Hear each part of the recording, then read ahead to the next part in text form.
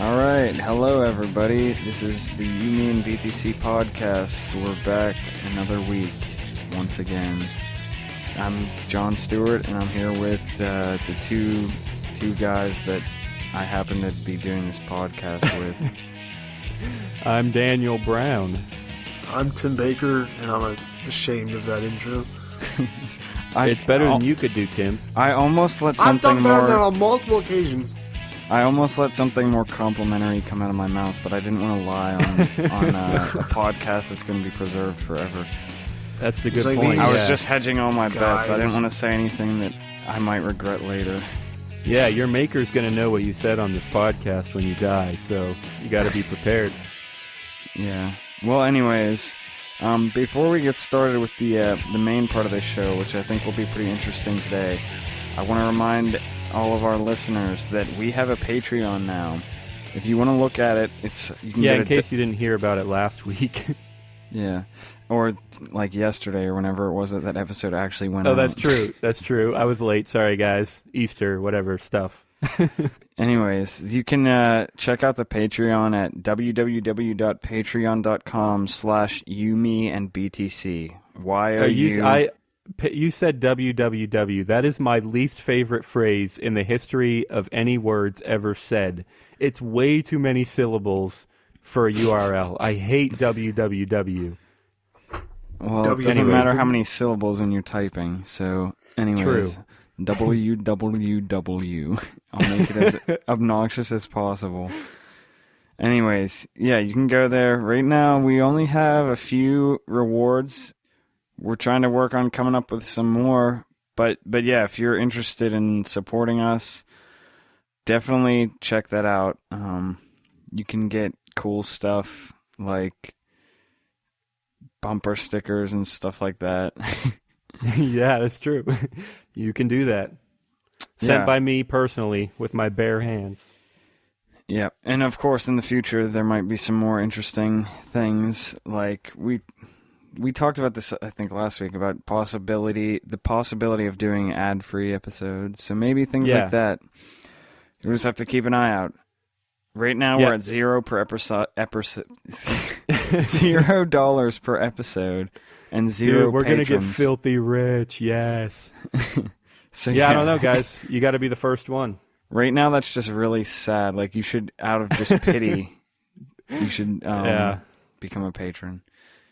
Yeah, Tim, how's it feel to be pitied? Oh, wait, you always are. Oops. Hey, one thing I should. Wait, who pities me? I'm willing Everyone, to take attention wherever shut I up, can. Tim. Everyone does. Okay. No, wait. If anyone out there actually pities me, please donate to the Patreon just to make them shut their stupid fucking faces. One thing I should update about last week. Yes, I'm ignoring you again, Tim. Is You just said I that kept you were saying, pitying me before. That's different than ignoring me. Shut up. I kept saying that we're going to give you guys plugs in the next several episodes if you donate early. And I wasn't sure what date I had said. So I checked and it's April 21st. So if you donate before April 21st, we'll give you a free plug and a website, whatever you want us to mention on the air in every episode. Wait, we're going to give them a website every episode? Yeah, we're going to give you all websites, free seems websites. like a lot of work. Yeah, well, I'm a web developer, so I can make it happen, just like Spider-Man. Yeah, so the earlier you go, the more free plugs you're going to get for your website. No, we're not making you websites. You're an idiot, whoever believed that we were actually going to do that. So, anyway, yeah, jump in there. Patreon.com/you, me, and BTC. If you want to put the www, you can, but, it's a waste of time, So before we get into the meat and potatoes of today's show, which it was kind of my idea, and I want to question the free market, if you care. I'm going to tease you a little bit because I know you're super interested and you are about to tune out. So I'm just letting you know we're going to question the free market, which is pretty outlandish for this show. Not really. We question a lot of things. But we are a Liberty podcast, and Liberty people love the free market, and we're going to question it. So we'll see where it goes.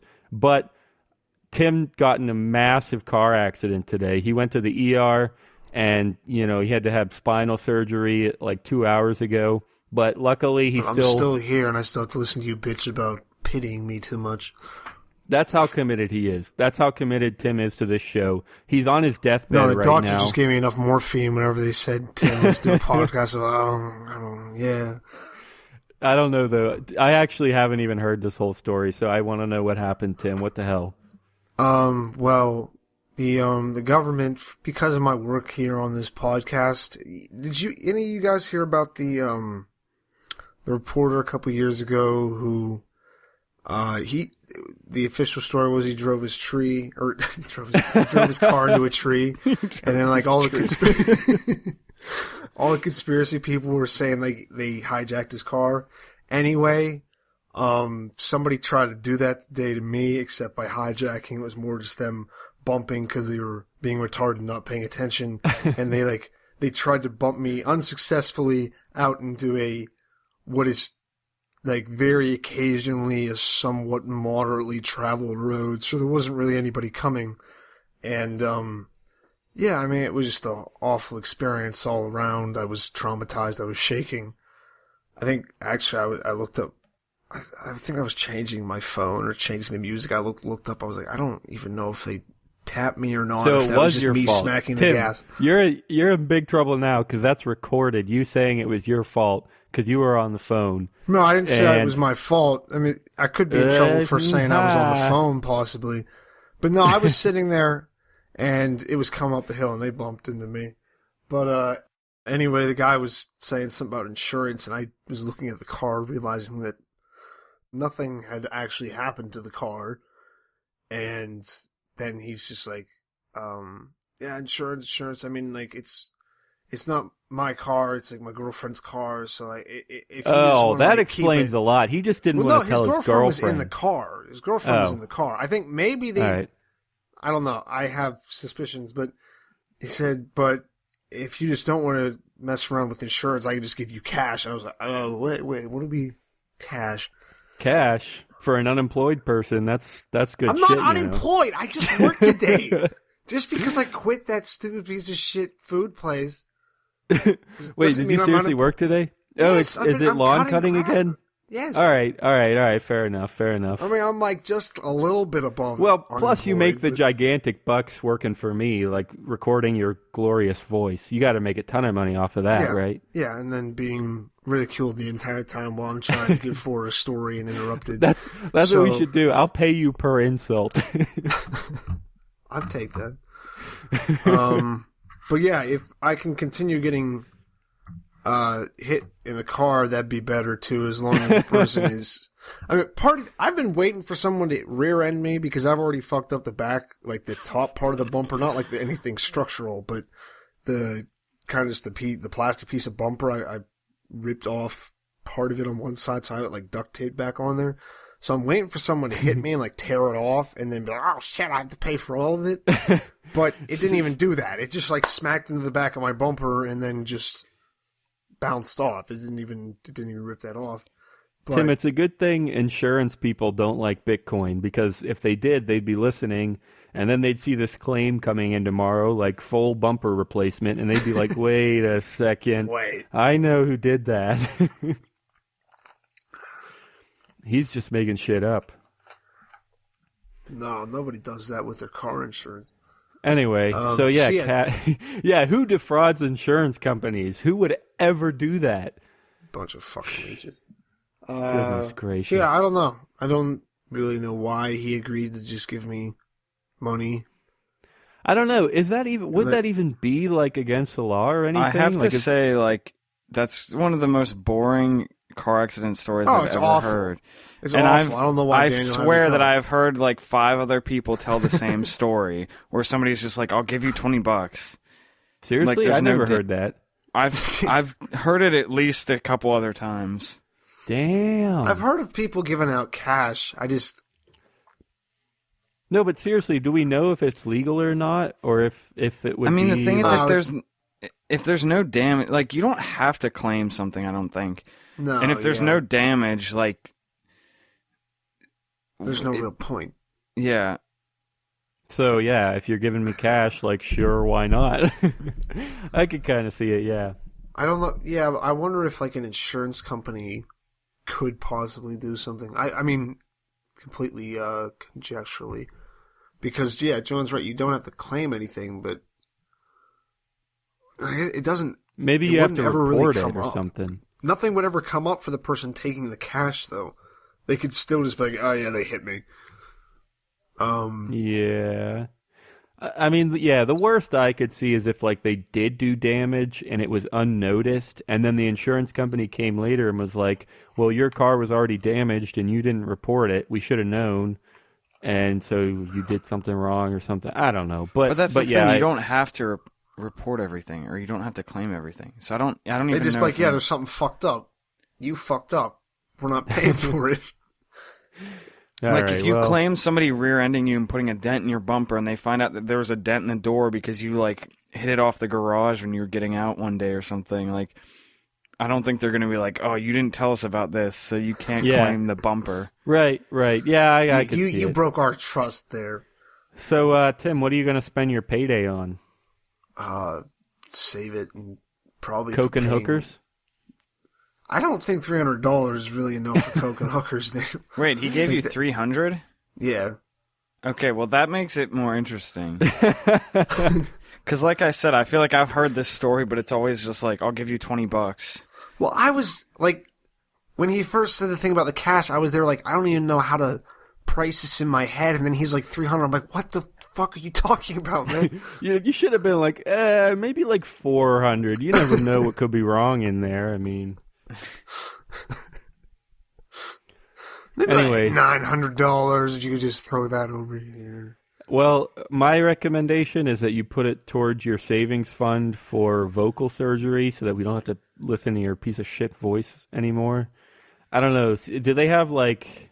I think Oh, you can gosh, get like like Morgan- vocal implant surgery. Yeah. Like, Can they... I want Morgan Freeman implants. Why aren't you happy with how I naturally am? I'm not going to change myself just to make you happy. Why would it's I be not happy about with us, how it's you about the naturally are? viewers. We need more money. Exactly. It's about the money that I don't pay you. So The money. The money. No, but All right, we this can has get it gone done. on Like, too I need to long. get it. I need to get a deviated septum. That's like could be kind of that could be affecting my voice. So the show should probably pay for at least part of that. I could deviate your septum. I'll It's just already deviate it in the other... deviated. Yeah, I need so I'll deviate it. undeviated. I'll deviate it in the other direction, Tim, and then you'll be fine. No, You should see my This has left gone on hook. for too I've been long. practicing. I've seen your left hook. It looks like a 7-year-old retarded child trying to punch a watermelon. Oh, goodness. All right. Yeah, John, this has gone on way too long. That's what John's here for, the voice of reason.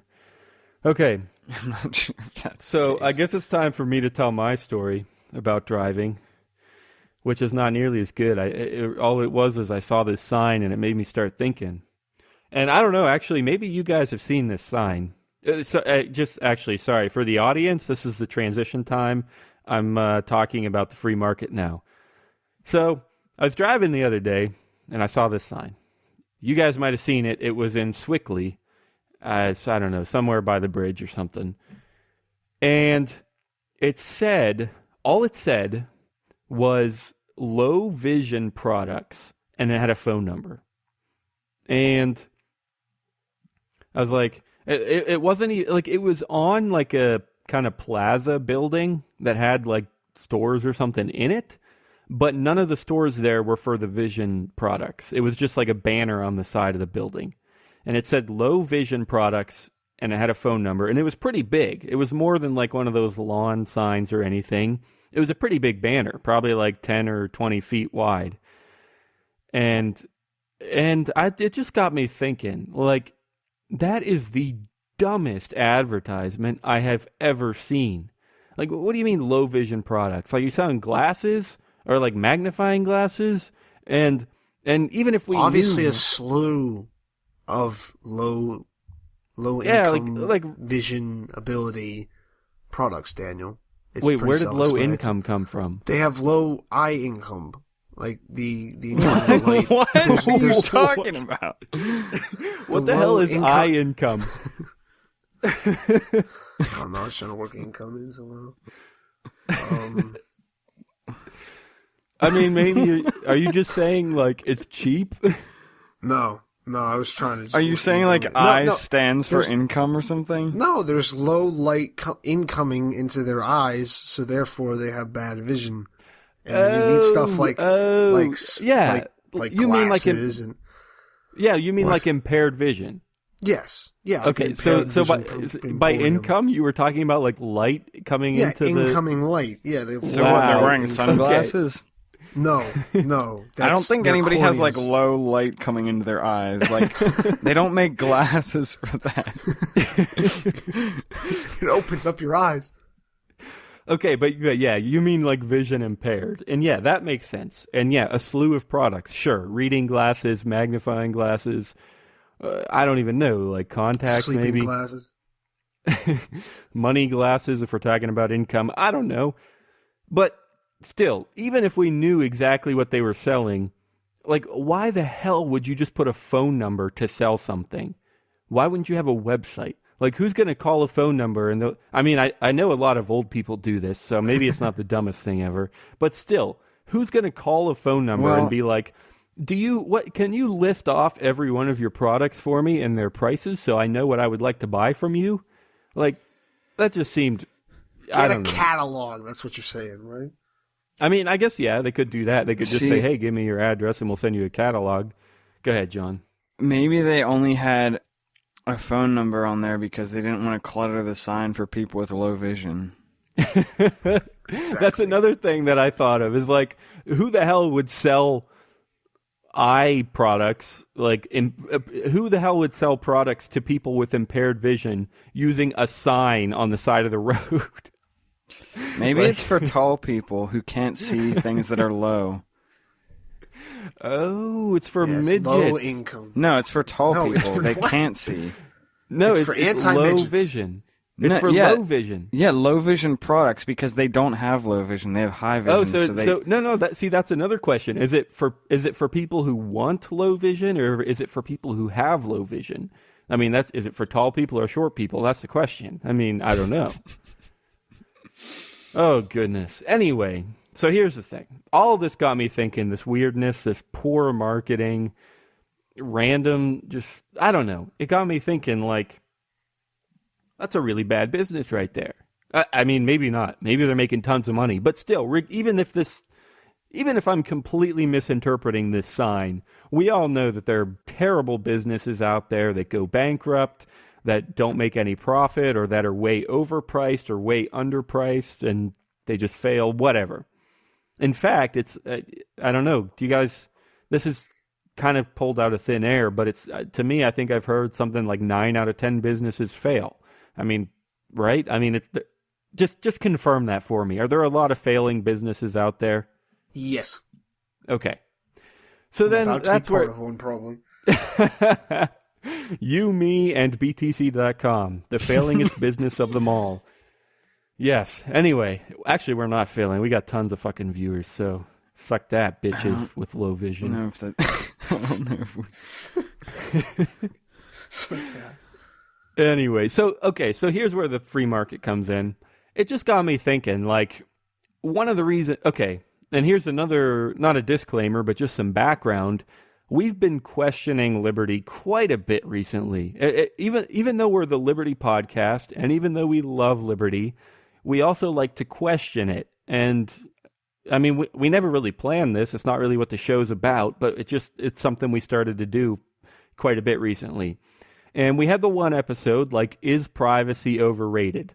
And even though Liberty people love privacy and Bitcoin people love privacy, you know, we had a conversation. Could it be overrated? And I don't know, a few weeks ago, we had a conversation about, like, property rights and if the government owns the property, are they even doing anything wrong, stuff like that. And we love liberty. We hate the government, but we still wanted to have that conversation. Like, is there a chance that it's actually acceptable if they're just a big gang that owns a bunch of land? Can they tell us what to do? So we had that conversation, and then just last week, John brought up a topic, kind of questioning, you know, is it wrong to pay taxes, or is it okay to pay taxes? Is it acceptable to pay taxes? Well, actually, that's not really what John brought up, but that's what we got into a lot. So anyway, the point is we've been questioning the fundamental theories of liberty, and not really theories, but just ideas of liberty quite a bit recently. And so what I would start off with is, I'm not saying that government is a better alternative. I recognize that governments are violent, they kill people. I don't want government, but I still see some flaws in the free market when it comes to situations like bad businesses, right? Because I haven't read all the classic free market economists, I don't know, like Rothbard or Mises or whoever. But still, I know that like one of the fundamentals of the free market is the price, right? The price is the ultimate piece of knowledge, or the expression of knowledge even. Like, how much should this be worth? Like, you know, who can use it? How much can they use it? What can they use it for? All that knowledge gets put into a price. And so then, you know, with a bad business, tons of people might have bad prices. They might think that something's worth $20 and they'll sell it for 40. Or they might waste money on advertising that doesn't work. There's all kinds of ways that you can set bad prices or spend money in bad ways. There's all kinds of ways that can happen, and it happens every day. So my first question to you guys is, how does the free market mitigate that or address it or deal with it or whatever? Like, what is it about the free market that makes that not a big problem when people all the time make bad decisions about prices, and the price is the core of the free market? Do you guys have any thoughts on that? About the price isn't the core of the free market, I wouldn't say. What is the core? Just, I mean, I would, if I had to pick some core, I guess. I mean, why would it not be the price? The price is just something you kind of agree upon. A price is can be pretty arbitrary. When I give someone a price for... $300 ought to cover it. Well, it can be. It doesn't have to be. I mean, it's up to whoever's making the deal between the two of you. Normally, they're a little bit harder and faster. Or not faster, they're just harder. The prices are set in a store. You don't just like haggle with Giant Eagle about the price of the box of Cheez-Its. That's actually a good point, because Cheez-Its, if I'm starving to death, Cheez-Its might be worth $50 to me. But there's another person who's just, the price say is set to $5, and the average mom who's looking for snacks for her kids or whatever, she's like, all right, $5, that's a pretty fair price. So you're right. There is some variance there about how the prices are set and what it's really what it really should be or what it really could be. I see that, but I still don't get how just poor decisions are dealt with, because that's what the free market is all about. Whether it's decisions or prices or even that exact situation, if somebody's willing to pay $40 or $50 for a box of Cheez-Its, then why does the free market still work even though they only sell them for $5 no matter who you are? Like, right? Like that, they could be selling it for $50, but they only sell it for $5. Why does that still work? Because customers are just as stupid as other people. You mean like why can them possibly making a mistake with the price? I'm asking why it's not a problem. Like if you're pricing something differently than you could be, how does that not cause problems if it happens all day, problems. Every day? That's what every single interaction with another person I'm not. The fact that every single time someone complains about gas, that's causing a problem. It's just everybody deals with it anyway, because we're not children like, no, this is too much for gas. I'm never going to buy gas. Or I'm never going to buy this. Whether it's us just being too lazy as a culture, just because you just accept the price, I'd say it's more just we realize that the difference between $1.50 or $1.75 on a box of Cheez-Its probably isn't something that you should let get you down too much. talking about a price as if there's some kind of, like you said before, that like the price can change depending on the situation. But in a normal situation, like the normal everyday selling a box of Cheez-Its, there's a price that you can say is like the optimum price, but I don't think a lot of places don't have that nailed down to a certain degree. They don't have to, and you're asking why, and that's because, I don't know, people just don't care that much. We like variety. We like going different places. We like different deals. If someone is cheaper on one thing, they might be more expensive on another, so you go to a different store. The problems are, I guess, what allows for competition, because if one store had everything like perfectly nailed down, had all their prices fixed to them to like exactly what they needed, did all the perfect advertising, never wasted any money on some stupid form of advertising like sending out ads in the newspaper that now only people over 65 see, then they'd probably take over I mean, if they were perfect, if they nailed down the price and then all their stuff was good then too, then everyone would always just shop there. But that's the hardest thing, is pricing something, I think. Oh, yeah. Well, okay. First of all, I have a theory about why it's not a big deal, and I'll get there in a sec. But I want to back up real quick to the idea of the price being the core. And I guess I just want to say why I think it's pretty much the core, and see if you can explain why you disagree. But like I was saying, it seems to me that it's the price, like I said, it's the ultimate expression of knowledge.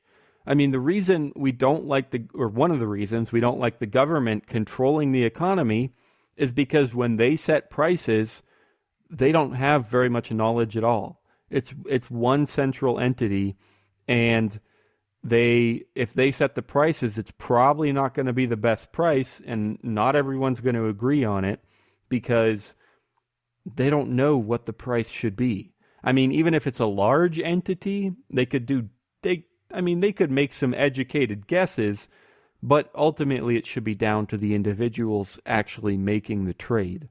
So, but yeah, so that's why I think that I thought the price would be considered the core or like ultimate or essential to most free marketers, but just because that's the whole point, is I should set the price myself because I know what I'm selling, I know what it costs me, I know how it can benefit me, or all that stuff is knowledge that only the consumers and the businesses can have. And I don't know, I thought that kind of made it the core, but any other thoughts on why you disagree, or if you still do, because I probably convinced you because I'm so smart and I'm such a good debater, so... Oh yeah, you've definitely changed all of my ideas. Daniel, you need to become the new head of business for the whatever empire takes over after for the You, Me, and BTC podcast. That'll be the next empire. Are we going to take over? I'm fine with that. I mean, if people are going to be stupid enough and let us rule over their lives, I'm not going to stop them. Are you tired of Bitcoin dice and ready for something different? Try LuckyBit, the original falling coin game, at luckybit. It's the most exciting Bitcoin game on the web. You can bet on 5 different payout lines and win up to 999 times your bet. You can even use their faucet to get some free Bitcoin. Dice is boring. Play different at LuckyBit. Check it out at luckybit. So, we haven't heard from John yet, and I'll try to keep it simple for you, just because I want to know. Do you think, John, that the price is the core of the market, or is it like absolutely essential? I don't know. What do you think? Well, yeah. First of all, I mean, I take issue with like even saying that there is a core. Like, who says there has to be a core? All right. And I mean, I get what you're saying about price being about what makes it really important, but I see that more as an expression rather than something that's at the core. I think price is like how you express your freedom in a market, but it doesn't make it work any better or worse. And the other thing is also that I don't think anyone claims that the free market is supposed to be stable. It works by trial and error, basically. So that's always going to be there. That's just part of it, I think. Okay. Yeah, that makes sense. I mean, yeah, there are lots of people that say that in the free market, you're going to have booms and busts. You're going to have ups and downs because people are going to try things and they may or may not work. That actually makes a lot of sense. The other thing is, if I've ever heard anyone say anything about there being a core, it's that it's supply and demand, and like the price is only but an indicator of supply and demand or an expression of it. Other way around. Well, yeah, no, it's an price expression. Indicates it. Supply and demand come first, and the price comes second. Or yeah, sure, but I don't know. To me, it would be like the price is on top of the pyramid, and supply and demand kind of contribute to the price. But still, I know what you're saying. So why would the core be at the top? Okay, fair enough. Whatever. But still, regardless, let me back up then again to the more generalized question. People make mistakes. Businesses fail. Prices are bad. And like I said, I have a theory about the solution, but I want to ask one more time to see if you have any thoughts, John. How do poor decisions and bad prices and failed businesses, how do they not ruin a free market, or why are they acceptable? Maybe it's just the boom and the bust thing, like you said. It's just if it works, it works. If it doesn't work, it doesn't work. I don't know. I mean, I don't think you've made a case for how it could ruin it yet. Okay. That is also fair enough. I guess. I mean, At least you're right. No specifics. No, you're right. I haven't laid it out. I guess to me, it just seems like if someone is selling a product way underpriced, let's just pick an example of a bad business and a bad price. Let's say that widgets are worth $50 these days, and people are willing to pay $50, and over time the consumers might say they're worth $60 because they get that much use out of them, and that's why they buy them, because they're only $50, but they get $60 worth of value out of them, something like that. All right, so let's say that's their base price is $50, but let's say somebody gets a ton of investment. They're going to make a better widget that'll be twice as good and half as expensive. All right. So they start selling these widgets 2.0 for $20. But let's say that their improvement ultimately isn't that great, which happens all the time, right? I mean, people try to improve things, or they think they're selling a great product. It might be a scam, or they might even believe it. They might believe that their product is the best, and they're going to sell it too cheap or too expensive or whatever, and it just fails. It's not that great. Something is wrong that they didn't know. It doesn't even matter. The point is that let's just say that there's something that's really underpriced. Well, when he starts selling the widget 2.0s for $25, and everyone's buying them because they think they're better, then the actual widgets, which are worth $50 to $60, depending on who you ask, those prices are just going to have to slip and slip and slip, and eventually the widget 1.0s are going to be worth like $10, or not. That's not what they're worth. They could be worth a lot more. They could still be worth $60, but the only way they can sell them is for $10. That's just kind of an unbalance in the market caused by a bad business. And I want to know how an unbalance like that doesn't, Yeah, so people lose a ton of money and people go out of business, and then over time, eventually they'll realize the mistake of the widget 2.0, and they'll realize that it wasn't that great or that it had problems or whatever. So I guess I recognize that over time the problems will be solved, but then I guess I would ask, is that enough? Is it enough to solve problems slowly over time? And why is it okay that we can't spot those problems right away and address them? Or why is it okay that bad businesses can come in there so easily? And well, first of all, before you try and respond, I just want to know, does the example make sense? Do you think it fits? Did I explain a reasonable situation? Yeah, I might need you to define terms more, but... Okay, yeah, go for it. Ask me whatever you need to. Well, I guess one of the main things is like what you mean by something is worth $50 or $60 when people are selling it for $10 or $20. Because if they're able to do that and actually still make enough profit to like run the business and not go negative, then it's not worth that much. So I mean, just because people are willing to pay something doesn't mean that it has to be sold at that price. Yeah. No, I know. I know. As far as like what something should be priced, I don't think there's a fixed number. It's a range, and in some cases it's probably a pretty large range. Yeah, I know what you're saying, and yeah, we probably have done entire episodes about how things could or should be valued. I know what you mean, and there's different ways to give things a value and a price or whatever. But and I probably shouldn't have mentioned the thing about $60. I should have just said that, they're paying $50 now, and then somebody comes in and tries to sell better widgets for $25. I shouldn't have gone into the whole $60 territory because that's what the consumer can get out of it and whatever.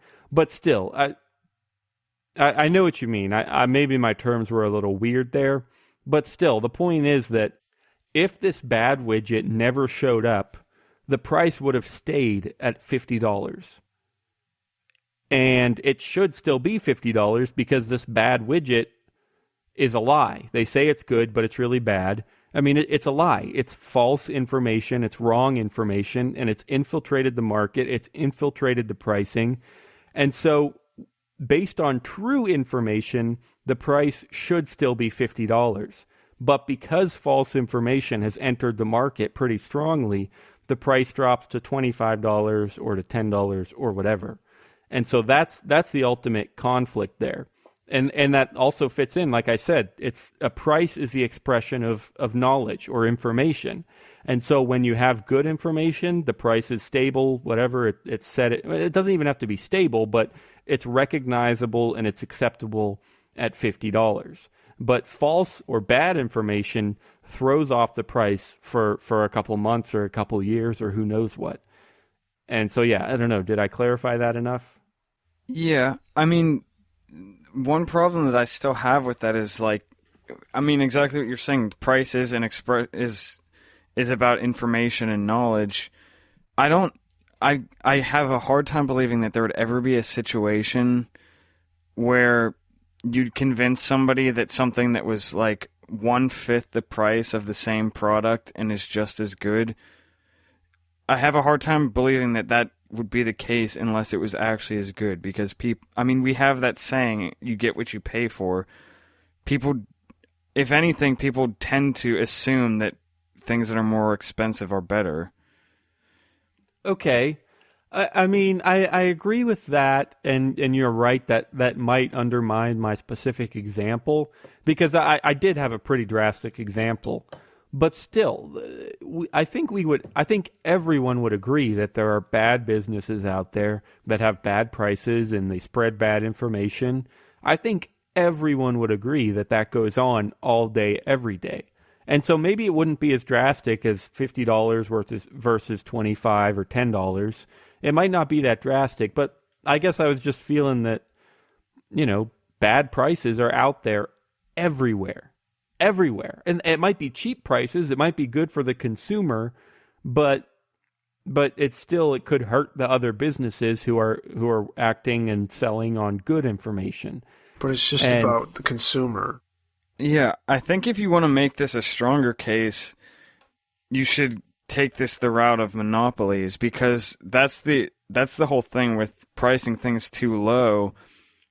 Like back in the 1800s or whatever, when it was just guys who were inherited like millions of dollars, which back then was worth what would be billions now, or whatever. I don't know. I'm just making up numbers, but you know what I mean. Guys who are born rich, who can afford to lose money by pricing something super low, and then as soon as everybody else goes out of business, just completely take over. Right. And there, as far as I know, there's not really an answer to the monopoly thing. Right. Yeah, the best solution I've heard was, it was kind of what we already said could be a solution in today's example, the stuff we just went over, is just time. And I've heard that the exact example of like the railroad tycoons, and I don't remember what his name was, but it was a big railroad guy. He had pretty much a monopoly and made tons of money, and eventually he died. And all of a sudden his owner, everything he owned had to be split up between his offspring or his heirs or whatever, and there were people fighting about who would get what, and it got split up more and more and more after just one or two generations. And so, sure, the monopoly might have been bad, it might have hurt people, but over time, it's just not going to last forever. That's the best solution I've heard to the monopoly problem, and it kind of fits here too. Like we've said, I mean, if the widget 2.0 sucks that much, people are going to find out eventually. And sure, it might cause problems, it might cause a boom or a bust, but it's not going to last forever. So, I don't know. Does that seem like... That's actually not the solution I had in mind, which I'll still get to in just a second. But before I do, any other thoughts on just time healing all wounds, as they say? I actually just thought of something that might actually help you make your case better. All right. So I was having a conversation with one of my friends the other day, and he was telling me that he was reading this article about the oldest businesses in existence. I guess I'll tell you what was like the oldest one just for kicks, but that's not what I'm going to... Well, I could talk about... It could factor into the example. But anyways, he was saying that the oldest business is some like construction company in Japan that was started in like 600. Right. Wow. Yeah. Dang. But the other thing that we were talking about was Nintendo. Nintendo was actually started in like the 1800s or something like that. Holy crap. Yeah, and they used to make games, like board games and stuff like that.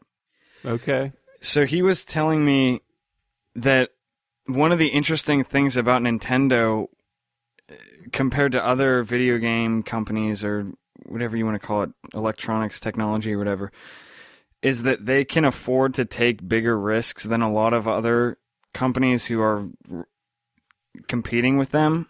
And one of the reasons that is because of how businesses work in Japan. And it's very much like an outgrowth of how their culture is, where everything is about ancestry and like respecting your elders and seniority and stuff like that. And apparently in Japan, the reason they have a lot of the oldest companies is because companies that are very old are respected, and so people are willing to bail them out or to support them even if they make something that's not that great. Yeah. Okay. Yeah, that makes a lot of sense. And even if you weren't going off of the Japanese culture, it is still true that bigger businesses with a ton of money or a bigger brand and stuff, yeah, they can take bigger risks. They can afford lower prices, they can afford selling things for lower or buying things for higher prices, stuff like that. And it's something like a monopoly, even if it's not a complete monopoly. You're right. In the case of Nintendo, I think he was more talking about like not as much about pricing and stuff like that, but more like innovation or things like that. And in that case, you could argue that it's a good thing because Nintendo has produced a lot of some of the most well-loved games and gaming systems and everything. Okay, that is also fair enough. Okay, so let's say you're able to take bigger risks. Okay, a bigger risk means if it's a risk and it's a really big risk, let's say then that means 9 times out of 10, it's not going to go anywhere. But that 1 time out of 10, it's going to go really far. That's the whole point of taking the risk, is because if you succeed, it's going to be a huge benefit. It's going to be huge progress. That's actually a really fair point. And so, yeah, you might fail a lot, and it might be a little bit unfair because, if you fail, you should fail. You shouldn't just be able to absorb it or whatever. But if you succeed, then you can make tons of progress. I like that a lot. But yeah, I want to quickly mention, we can wrap up pretty soon. We're coming up towards an hour. But I want to mention, the solution sort of that I had. And that's just that it doesn't matter if the price is right or wrong. What matters is if people agree on it. Like in the Cheez-It situation, it doesn't matter if he would have paid $50. Okay, let's say he did pay $50. We could equally call that a bad price because the supermarket would have accepted $5 and they just sold it for $50. So it doesn't matter how accurate the price is. All that matters is that both parties agree on it. And that's the fairest thing we can imagine, and that's why we support the free market, even though it has booms and busts and big companies and small companies and whatever. I mean, sure, it might not be perfect. It might not give the best prices all day, every day.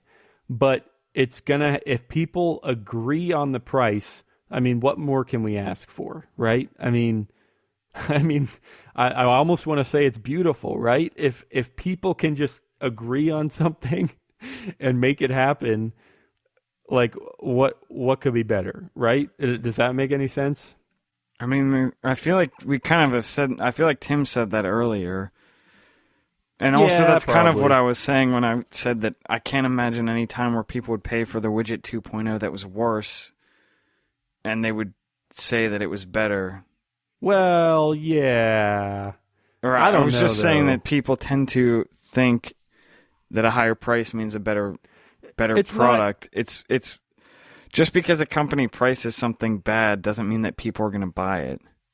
Well, no, I would say it a little differently. It's not that people won't buy it, because people buy overpriced items all the time.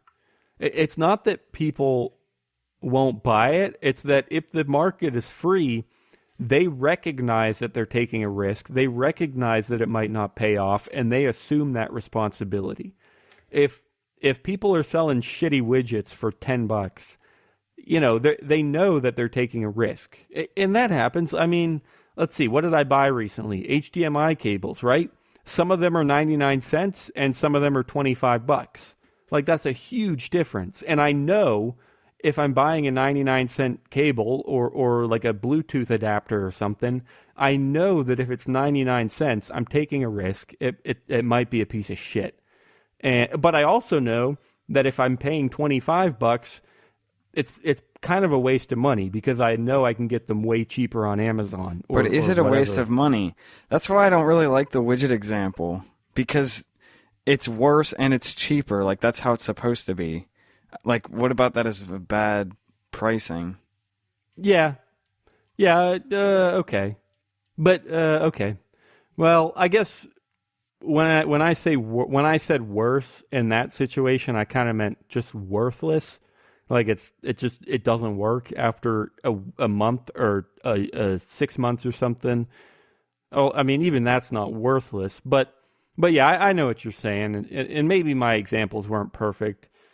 But I mostly it was just, if people make bad decisions, then why do we trust the free market? And I think the number one answer is just that, well, the alternative is to trust the government, and we know that's not great. And then if we want to drill down more, we could say, okay, well, there's booms and there's busts, but it balances out over time. And then we can also say, like, well, yeah, they can make bad decisions, but they shouldn't be too terrible because they're putting their own money at risk. They're putting their own profit at risk. And so, yeah, they could be somewhat bad decisions, but they shouldn't be terrible because there are real things at stake. And we can also say, well, who cares if it's a bad decision? If they agree on it, then so it goes, right? That's what they accept, and they assume any risk and responsibility. And so what difference does it make if it's fair or if it's correct or accurate or whatever? It's just let people do what they want to do. Yeah, so I think I just listed a bunch of the solutions we came up with, but okay, yeah, so we can do advice of the day, I guess, or advice of the week. So, yeah, I don't know, do either of you have advice to share? Always make sure you have good examples when you have some kind of argument. Your argument's only as strong as your examples. I mean, that's fair enough, maybe, but I think I was intending it to be pretty drastic. I mean, I think everyone would agree that there are bad prices and bad businesses out there, right? Well, the thing is, I'm saying your example wasn't drastic at all. Like, it was pretty realistic. And it okay. Like, the thing about a worse product being cheaper, that happens, that's what it is. Yeah, okay, I shouldn't have said it that much, though. I should have said, like, they sell them for $48, but they're really only worth $2 because they break after a week. No, they break after 6 months. And I'm not even going to come up with an advice example of the week. Don't try to then cover up your advice whenever it's pretty bad anyway, and then try to make yourself look smarter. No. I think you had an interesting question. I just think you didn't have good examples for it. Yeah, no, you're right. But still, like I said, just make it the general. Just keep it generalized. I mean, if people make bad decisions, how is that okay? Like, how much more generalized does it get? Or, like, how does the world cope with bad decisions? Why, then you generalize it even more. It's like it becomes the problem of evil, right? I mean, if there's evil in the world, is that okay? Why? Or how can there be good and evil at the same time? Is there even good and evil at the same time?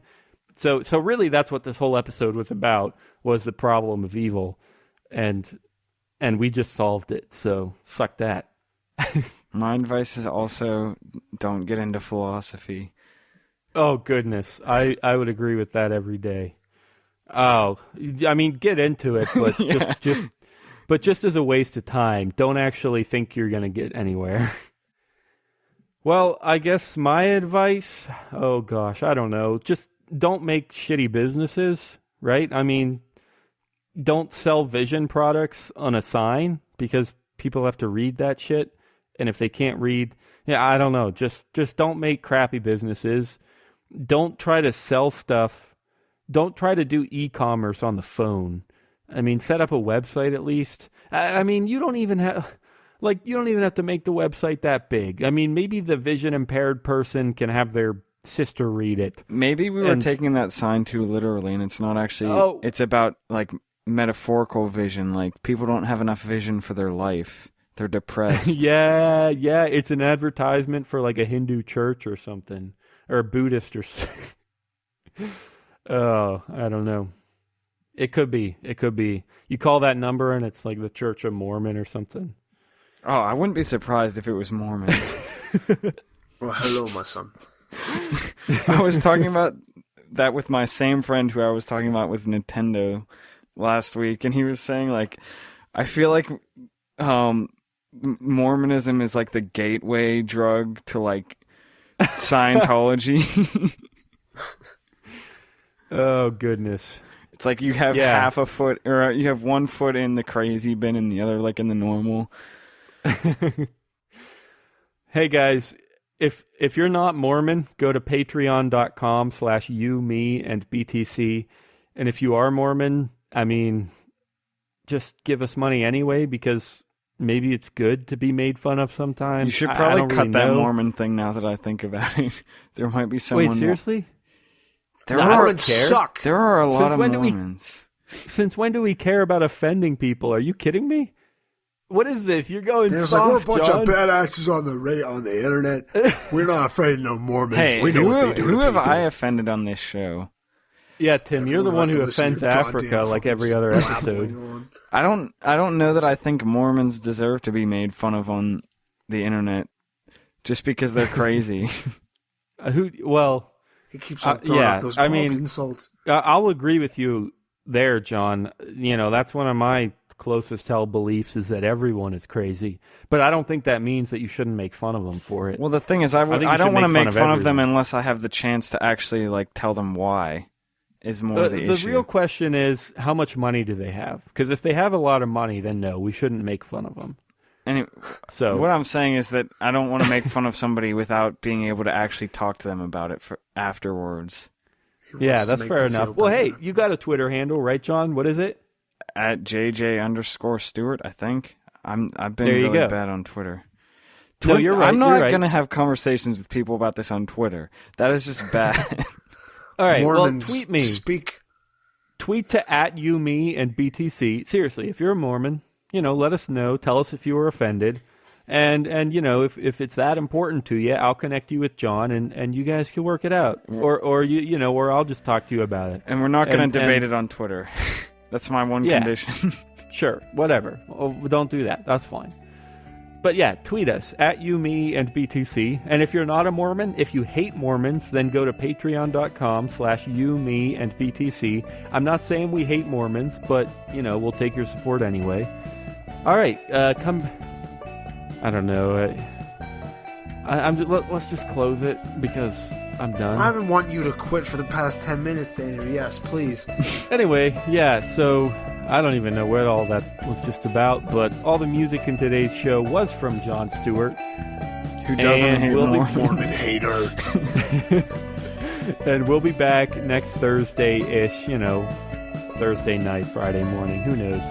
Peace, guys. Thanks a lot for Someday, being here. one day, whenever.